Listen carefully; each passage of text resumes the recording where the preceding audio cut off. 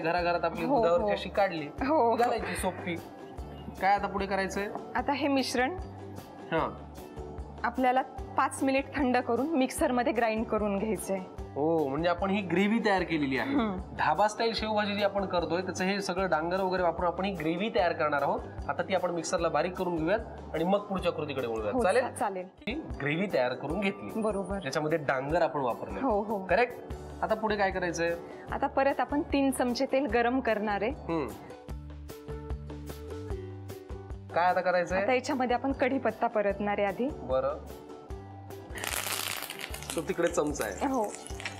चवीनुसार कोथिंबीर. कोथिंबीर किती लागणार आहे?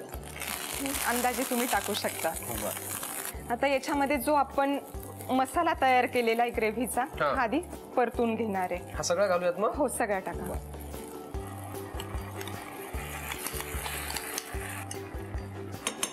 वा वा वा. याच्यामध्ये चवीनुसार मीठ, हळद, थोडा अजून पुरे. हो. हळद किती?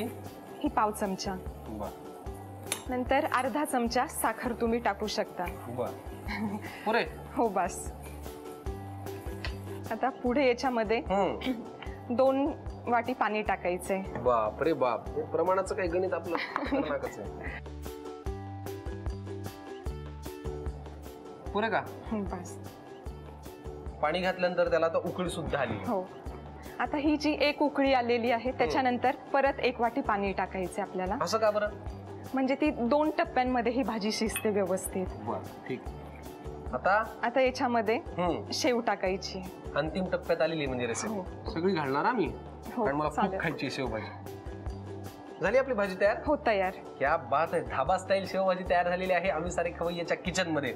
आपण जरा कोथिंबीर छान असं आपण गार्निश करून घेऊयात. आम्ही ते करून घेतो. तोपर्यंत तुम्ही लिहून घ्या साहित्य आणि कृती. धाबा स्टाईल शेवभाजी बनवण्यासाठी लागणारे साहित्य: टोमॅटो, शेवभाजीची शेव, कोथिंबीर, बारीक चिरलेला कांदा, मलाई, लाल डांगर, साखर, कढीपत्ता, कांदा लसूण मसाला, आलं लसूण पेस्ट, लाल तिखट, जिरं, मोहरी, हळद आणि मीठ. कृती: प्रथम कढईमध्ये तेल गरम करून त्यामध्ये जिरं, मोहरी, आलं लसूण पेस्ट, 1 वाटी बारीक चिरलेला टोमॅटो, 1 वाटी बारीक चिरलेला कांदा, 1 वाटी डांगर, तिखट, कांदा लसूण मसाला आणि 4 चमचे मलाई घालून सर्व एकत्र करून ग्रेव्हीचा मसाला तयार झाल्यावर मिक्सर मधून वाटून घ्यावं. फ्राईंग पॅन मध्ये 3 चमचे तेल गरम करून कढीपत्ता, कोथिंबीर, ग्रेव्हीसाठी वाटलेला मसाला, मीठ, हळद, अर्धा चमचा साखर आणि 2 वाटी पाणी घालून 1 उकळी घ्यावी. उकळी आल्यावर त्यामध्ये शेव घालावी आणि भाजी तयार करून घ्यावी. तयार शेवभाजी एका प्लेटमध्ये काढून सजावट करून सर्व्ह करावी.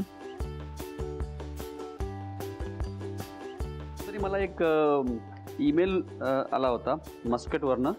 सोनाली म्हणून ज्या मॅडम आहेत तिथे असतात तर त्यांनी मला लिहिलं होतं की आम्हाला नाचणीचा एक केक त्याची रेसिपी तुम्ही करून दाखवाल का, कारण की घरी मुलांना टी केक, स्पॉन्ज केक ह्या सगळ्या गोष्टी आवडतात आणि मला स्वतःला घरी करायला आवडतात या सगळ्या गोष्टी. याला फेटून घ्यायचं आहे. तुमच्याकडे ब्लेंडर असेल किंवा हँड ब्लेंडर त्यांनी तुम्ही करू शकता किंवा नुसतं आपण या विस्कनी पण त्याला फेटता येईल. आपल्याला थोडंसं तो बटर आणि शुगर मिक्स केल्यानंतर ते थोडं हलकं झालं पाहिजे मिश्रण, तेवढं बघायचं आहे आपल्याला. हां, आता हे थोडंसं याचा कलर बघा, थोडंसं जसं लाईट होईल ना हे त्याचा रंग पण बदलायला लागतो. थोडा पांढरट शेड त्याची येते जास्ती. फेटल्यानंतर आपल्याला बाकीच्या गोष्टी याच्यात आपण टाकूया आणि मुख्य म्हणजे त्याला थोडंसं लाईट करून घेऊया फेटून. हा केक करायला इझी आहे, तुम्ही बघताय. साहित्य पण खूप जास्ती नाही आहे. नाचणीचं पीठ वापरून मस्तपैकी हा केक तयार करतोय आपण. आणि ते करण्यासाठी आपण काय, बटर आणि आपण जी पिठी साखर आहे ती एकत्र करून त्याला फेटून घेतलं आहे छान. आता मी काय करतोय, इथे त्या बाकीच्या ज्या गोष्टी आहेत त्याच्यामध्ये मी टाकणार आहे. जसं लागेल आपल्याला तसं दूध पण याच्यात वापरणार आहोत आपण. थोडं कंडेन्स मिल्क वापरणार आहोत. कंडेन्स मिल्क कशासाठी, तर रिचनेस, थोडासा रिच असा केक लागतो छान. तर याच्यामध्ये मी एक 2 ते 2.5 चमचे कंडेन्स मिल्क टाकतोय आणि याला मिक्स करतोय. आणि आता याच्यात टाकणार आहे मी नाचणीचं पीठ. एक 1.5 वाटी साधारणपणे नाचणीचं पीठ टाकतो याच्यामध्ये. आता मंडळी तुम्हाला दिसतंय इथे कंडेन्स मिल्क राहिलेलं आहे, हे पीठ राहिलेलं आहे. तुम्हाला एक सांगतो की या सगळ्या गोष्टी आमच्याकडे पण कसं आहे, आमच्या किचनमध्ये पण वेगवेगळे डबे केलेले आहेत छान. त्याच्यावरती प्रत्येकावर टॅग आहे कुठली गोष्ट कशी स्टोअर करायची. त्या ठिकाणी मी परत ठेवत असतो आणि रेसिपीज नवनवीन क्रिएट इथे होतच असतात या किचनमध्ये रोज. त्याच्यामुळे वाया जाण्याचा काहीच प्रश्न नसतो. त्याच्यात टाकतोय गव्हाचं पीठ. आता गव्हाचं पीठ कशाला, आता नाचणीला तशी स्ट्रेंथ नाही आहे. म्हणजे केक करण्यासाठी जी स्ट्रेंथ असते मैद्यामध्ये जी म्हणतात, तर ती स्ट्रेंथ त्याला असते, पण नाचणीला ती नाही आहे. तर ती थोडीशी मिळावी त्या दृष्टीने मी इथे गव्हाचं पीठ टाकतोय. म्हणजे त्याला किंचितसं ते फुलेल, केक व्यवस्थित लाईट होईल थोडासा, त्या दृष्टीने गव्हाचं पीठ टाकतोय. मैदा टाकत नाही होतो आपण याच्यामध्ये.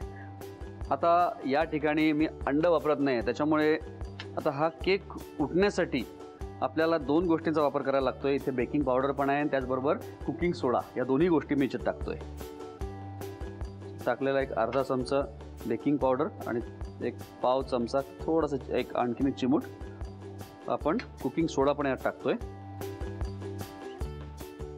व्हॅनिला इसेन्स काही 7-8 थेंब टाकलेले आहेत आणि त्याचबरोबर मी थोडंसं दूध टाकणार आहे याच्यामध्ये.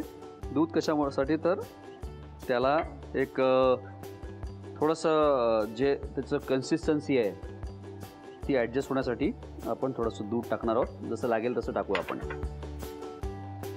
याला एकत्र करत राहायचं आहे आणि आवश्यकतेनुसार याच्यात टाकायचं आहे दूध. तसं रंग पण जरा डार्क येणार आहे कारण की नाचणीचा याच्यामध्ये वापर आहे. याला फक्त मिक्स केलेलं आहे व्यवस्थित.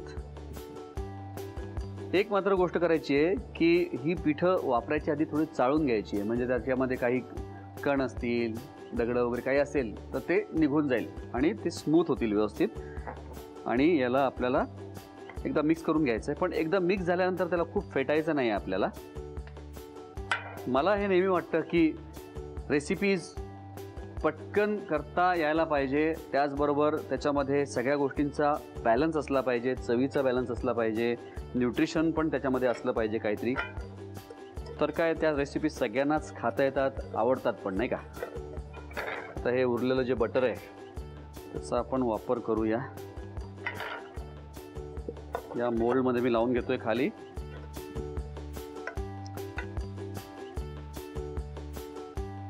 चला आता हे जे मिक्सचर आहे ना ते आपण आपल्या मोल्डमध्ये टाकूया याला.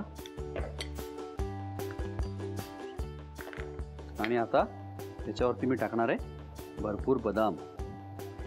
आता काय करायचं आहे, आता फक्त याला बेक करून घ्यायचं आहे. साधारणपणे 170 डिग्रीजवर मी याला बेक करणार आहे. कारण की मला याचा रंग पाहिजे, पण कसं आहे ऑलरेडी नाचणी असल्यामुळे खूप त्याला डार्क नको व्हायला, त्या दृष्टीने मी त्याला 170 डिग्रीजवर बेक करणार आहे. एक 25 ते 30 मिनिटाला बेक करणार आहे. 25 मिनिटांनंतर मी याला एकदा चेक करेल झालं आहे का, आणि झालं असेल तर काढून घेईन, नाही तर थोडंसं अजून 2-4 मिनिटं आणखीन.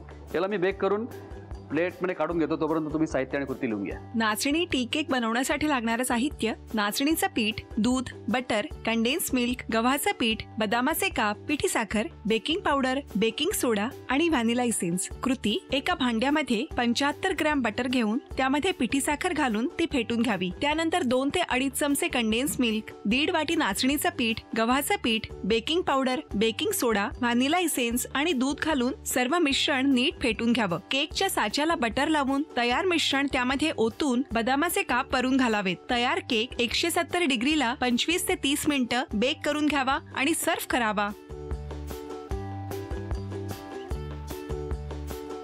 पहिली आपली जी रेसिपी आहे ती आहे थाय बेसिल चिली कॉर्न पनीर. आता आपण करणार आहोत टोफू किमा पालक पराठा.